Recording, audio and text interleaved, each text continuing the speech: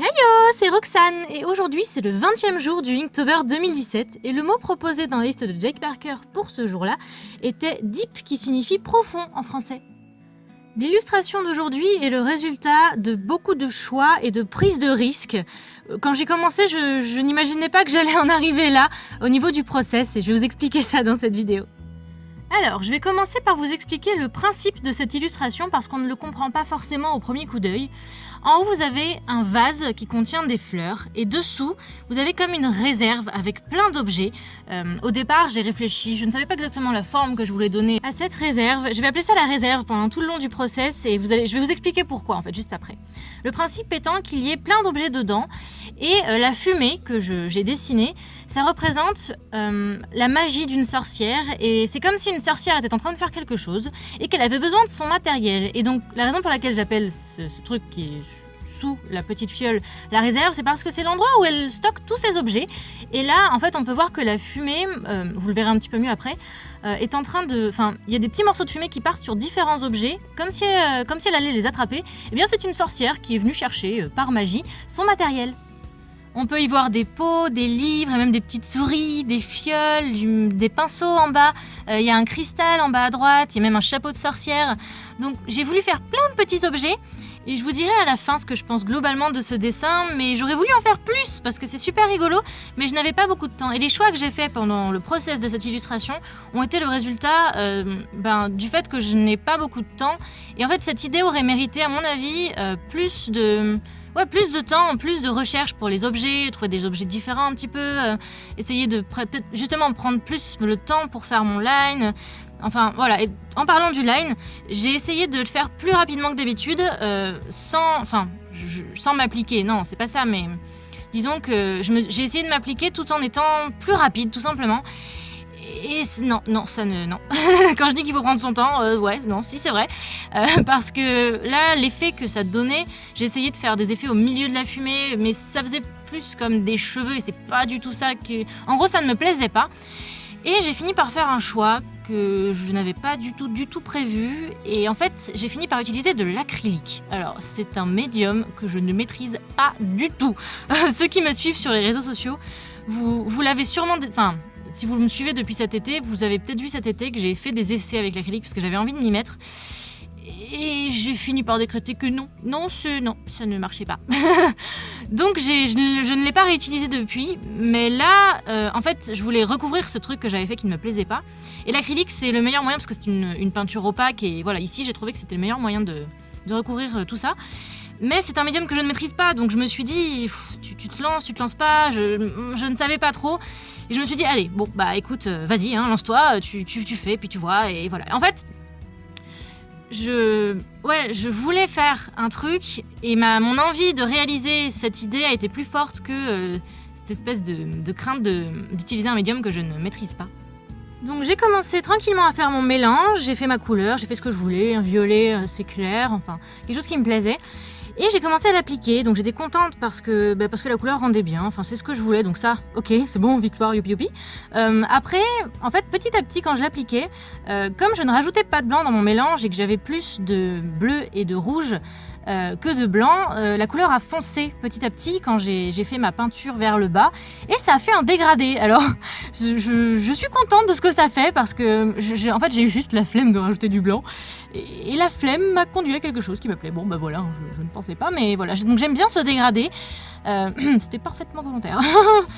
Non, mais c'est quelque chose que j'avais envisagé, mais ça s'est fait directement sans que j'ai besoin de fabriquer la couleur plus foncée, donc bon bah tant mieux. Ensuite, j'ai essayé quand même de rajouter un peu de volume. J'ai mis quelques petites ombres, même en haut, là où c'était clair, pour rajouter un peu de volume. Mais en fait, quand j'ai fait ça, ça a rajouté beaucoup de volume sur mon dessin, sur une seule zone. Et il n'y avait pas de rappel de ce volume ailleurs sur le dessin, ce qui fait que, ça passait vraiment au premier plan et on ne voyait plus rien d'autre. On ne voyait plus les détails. Et c'était déséquilibré. Et je voulais rappeler ça. Enfin, je voulais équilibrer mon dessin, tout simplement. Ce qui fait que j'ai essayé sur le côté de mettre du crayon de couleur qui rappelle donc cette teinte de violet. J'ai fait un mélange de deux crayons pour arriver un petit peu à une teinte proche de cette fumée là. Et je l'ai mise par-dessus le noir pour que ce soit vraiment léger. Mais ça déjà, ça ne se voyait pas beaucoup parce que c'était sur du noir. Et en plus de ça, ouais, la matière en elle-même, en fait, la matière de l'acrylique est quelque chose de très fort, comme c'est opaque, enfin ça ne fait pas du tout la même chose. Ce n'est pas léger comme de l'encre ou de l'aquarelle, enfin sauf si on la dilue beaucoup, mais bon, l'acrylique c'est quand même quelque chose d'opaque. Donc il n'y avait pas de rappel de cette matière en fait, c'est ça, il n'y avait pas de rappel de la texture de l'acrylique. Donc j'ai fini par me rendre compte d'ailleurs que j'avais oublié de mettre en valeur le sol, le côté... le fait que la zone que je travaillais le plus était sous terre, oui parce que ça je ne sais pas si je l'ai dit au début, mais la ligne que vous voyez en haut, c'est la limite, la démarcation et en gros la partie visible de l'iceberg. Oh, j'ai parlé de Titanic hier, l'iceberg, bref. Eh bien c'est le vase, enfin le récipient dans lequel se trouvent les plantes qu'on voit en haut. À partir de là, je suis arrivée à un stade où les objets était vraiment plat par rapport à la fumée qui était en volume et je ne sais pas en fait si je trouvais que ça faisait fini ou pas. J'étais perplexe, je ne savais pas trop quoi en penser, mais j'ai quand même fini par les foncer et je voulais leur rajouter du volume. Enfin je trouvais que c'était plat quoi par rapport à la fumée, je trouvais que c'était encore trop plat, donc j'ai fini par faire un dégradé du bas vers le haut, donc du foncé au clair sur chaque ligne d'objet pour que quand même on les voit et que ce soit un élément qui ressorte un petit peu plus. Ça ne m'a pas empêché de laisser des petits éléments en blanc, comme les souris, où il y a une petite bougie aussi. Mais en gros, voilà, j'ai voulu mettre en avant aussi ces objets-là. Et en fait, sur le résultat, je trouve que le dessin n'est pas assez compréhensible au premier coup d'œil.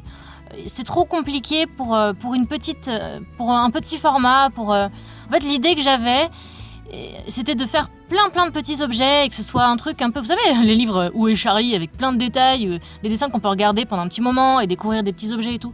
Mais pour un dessin que je ne peux faire qu'en une seule journée, je n'ai pas eu le temps en fait de développer cette idée, de rechercher peut-être d'autres objets à dessiner, ou enfin voilà, je pense que j'ai manqué de temps pour une idée comme ça. Ouais, j'aurais aimé y apporter plus de détails. Après, le résultat est plus correct que ce que j'avais pu imaginer en cours de process, parce que je ne savais pas vraiment si j'allais m'en sortir, si ça allait donner quelque chose de sympa. Mais bon, je sais pas trop quoi en penser. Je l'aime bien, mais ce n'est pas... Ouais, pour moi, c'est un dessin d'expérimentation. Voilà. Et puis, le point positif, c'est que ça m'a donné envie de me remettre à l'acrylique et d'essayer peut-être de faire un peu plus d'acrylique plus tard. D'ailleurs si ça vous tente, une vidéo où je me mets à l'acrylique, enfin voilà, peut-être que je ferai des vidéos avec ce médium là, ça peut être intéressant et puis voilà, ça peut être un sujet d'exploration. Ben voilà, la vidéo se termine, j'espère qu'elle vous a plu. Pour le voice-over aujourd'hui, vous l'avez peut-être remarqué, mais j'ai essayé d'être plus cool, ou en tout cas moins perfectionniste. Alors la vidéo est plus longue, mais j'avais aussi plein de choses à vous expliquer sur le process. Je voulais vraiment que vous compreniez par où je suis passée pour en arriver à ce que vous voyez là. N'hésitez pas à me dire en commentaire si vous connaissez l'acrylique, ou si vous aussi vous faites des dessins d'expérimentation comme ça. On se retrouve demain à 16h30. Merci d'être là, merci de me soutenir. Ça me fait vraiment plaisir de lire vos commentaires, ça m'encourage beaucoup.